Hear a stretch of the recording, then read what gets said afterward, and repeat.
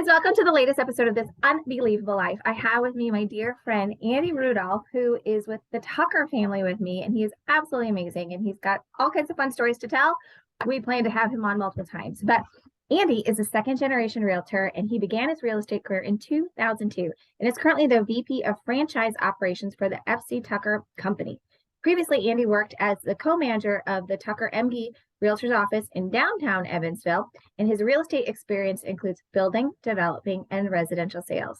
Andy is the most recent past president of the Indiana Association of Realtors, and he enjoys volunteering with the Community Foundation Alliance, a 9-county organization that supports various nonprofits in Southwest Indiana through grant assistance. Outside of his real estate career and community work, you can likely find Andy at Walt Disney World with his family, or running a half marathon, or sometimes both. So today, Andy is going to talk to us about how he works running into his life and his business. Andy, take it away. Awesome. Thank you so much, Nikki. I'm so happy to be here with you today and talking to all of your listeners of yours. So I want to start off by sharing just a little bit about why I think running applies to what I have. And I am not a runner, right? So let's just get this thing, clear the air just a little bit. I'm a light jogger at best. But I enjoy it. And that was a surprise to me. See, this was back about 6 or 7 years ago. I decided to take up running. And the last time that I had ever run a mile was in high school when they made me, right? I mean, running wasn't on my radar at all. And I know that you and I have running kind of in common now. But whenever I started it, it was kind of, I don't know, a secondary thought. I was kind of going through some things. We'll call it a midlife crisis, maybe before midlife, but we'll call it midlife crisis. And I was just looking for something else, some direction towards things that I had. And I thought, well, I don't want to go do anything like go out and run, but maybe I'll just try it one day. Right. And what I found is that it gave me a lot of focus. But just like I had said, I hadn't run that mile since I was in high school. So I was like, I don't know how far I can go. So I was at the YMCA in downtown Evansville and I was running around their track. And I thought, well, maybe if I can just run one lap, right? If I can run one lap, I can probably make it 2 laps. But I ran one. And then I thought, man, okay, I can run one. Let's see what I can do for running a mile. And I got about halfway into it. And I was like, I give up. This is for the bees, right? I don't want any of this. But I found a guy by the name of Jeff Galloway. Now, Jeff was a Olympic runner in 1972. He was trying out for the Olympic team in the trials. He actually made it in the 10,000 meter. And Jeff later in his life has developed a program of run, walk intervals, right? And this found a lot more interesting to me because if I set up in the morning and say, well, I'm going to go out and run 5 miles, I'll go right back to bed. Like I don't have that kind of willpower.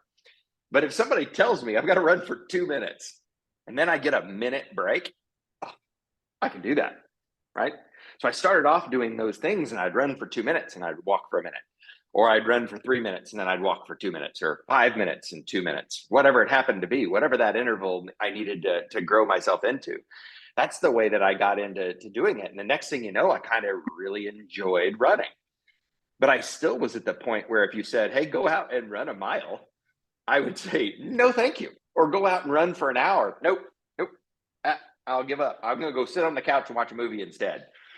But if I set out to myself and say, I'm going to take a little bite of the apple, right? And I say, I'm just going to go for this 3-minute segment, I can definitely do it. And I can do that over and over and over again. And I'm very proud to say, Nikki, I'm going to let you know a little secret. Still have not run a full mile. It's not something I'm interested in doing.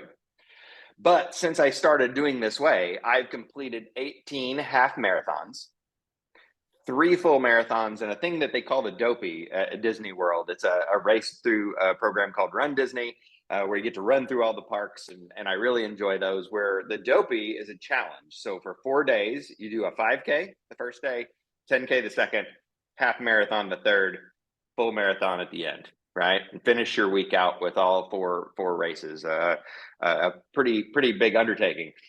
But again, if I set out at the beginning of the year and said this is what I'm going to do, makes it really, really difficult to do. But by taking those little bites of the apple, I can always tell myself I can make it another 30 seconds. I can make it another minute. Right, and I think this applies great to life in general. And since I did this, I've found so many other ways that I can implement it. Right, my business life If I need to make 1,000 calls next year to reach my goal, and you said, "Hey, Andy, you're going to do 1,000 calls this year," it sounds kind of ridiculous. Like, I'm like, no, I'm going to quit. I'm going to go out and be a truck driver. I'm going to do something that isn't 1,000 phone calls. But if you really break some of those things down and you go, well, 1,000 phone calls, and I work 50 weeks a year, so taking a couple for vacation, but use some round numbers here. If I break that down by week, it's pretty attainable, right? And then if you break that down by day, you go, well, I really only have to make like 4 or 5 phone calls every day that I'm at work. Well, 4 or 5 phone calls you can make. As a matter of fact, if you set out to do 4 and then you decide to do 5 and you can carry that habit, right? I've increased my productivity 20% more than what I had in the beginning. And I think by breaking those things down, a lot of people can overcome goals that maybe seem unrealistic whenever they first set them. You know, if you say, hey, I'm going to go out and run this marathon, it sounds daunting to go 26.2 miles. But if you say, man, I'm going to run for 2 minutes, I'm going to have to do this a lot of times, but each time I get this gratification, this endorphin rush that comes along with reaching your goal, your little mini goal, right? You can string a lot of those things together.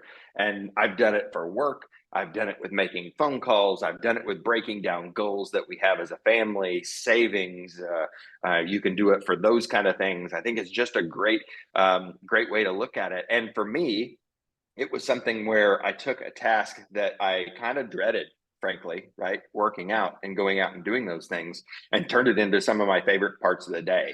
Whenever I know I'm going to set myself out, I'm going to go for that morning run, I can start to focus. I can start to think about other things as I'm going through it and organize my day. And I come out feeling fantastic about it. So that's a little of the story that I kind of wanted to share with everybody today. I think those kind of things and ways to look at it can make tiny tweaks in the way that you review stuff and really adapt yourself long term. Yeah. Well, and, I was sitting here listening, and coming from a running background, those of you that know that I hurt my back a few years ago, I've not been able to quite get into it. And those of you that follow me know I've just broke my ankle. So I'm sitting here listening. I'm like, I wish I was running those 2 minutes every time right now. But going back to my, your goal right now is to get off of those crutches, right? That or is get right. more efficient on them. Tiny goals and tiny goals. But going back to my running days, some of the things that I picked up from that have been life lessons are, just finish that race. I don't know, Andy, if I've ever told you this story, but my very first marathon was in Louisville, and I thought I was ready, but I was much, much slower than the pack. And then the pack started leaving me. And then at one point I had to pee so bad, I peed under the overpass. And at that point, my legs were so chafed, I just stood under the overpass crying because I was in so much pain. But I'm like, you know what? I'm 20 miles in. If I did 20 miles, it's breaking those down into those little next goals. I'm like, I'm going to hit that next mile. I'm going to hit that next mile. And sure enough, by about mile 24, I had like one goo pack left. And I took a hit and boosted energy. And as I was rounding the corner, there was a guy that was in front of me. But I'll tell you what, he looked like he drug himself over the finish line. And I'm like, oh, I'm going to finish strong. And I did. And I was dead last that race, my very first marathon, but I finished. And that meant more to me than getting in front of that guy who was dragging tail over that finish line. I finished. And that's really all that mattered. Okay. The next takeaway that I have is that give yourself a carrot. Like, I love, setting those goals, but then what little reward can I give myself if I hit those goals? And the last thing, I'm a slow runner. I always have been. That turtle in the hair mentality. You don't have to be the fastest runner. You don't have to be the superstar. I do this a lot with my social media now. I don't have to go viral, but I slowly keep building my social media following, one follower at a time. And I appreciate those followers. And you don't have to be the hare. You can be the turtle and still achieve great things. So, Andy. No, have fun with what it is that you're doing. All right. Oh, that is exactly it. Exactly. Well, anything else you want to add before we wrap this up? No, I think it's fantastic. Thank you so much for having me on. We'll try to come and do this again. I hope you'd have me back. So thank you. Fantastic. Well, thank you guys all for listening. And I wish you all a blessed and wonderful day.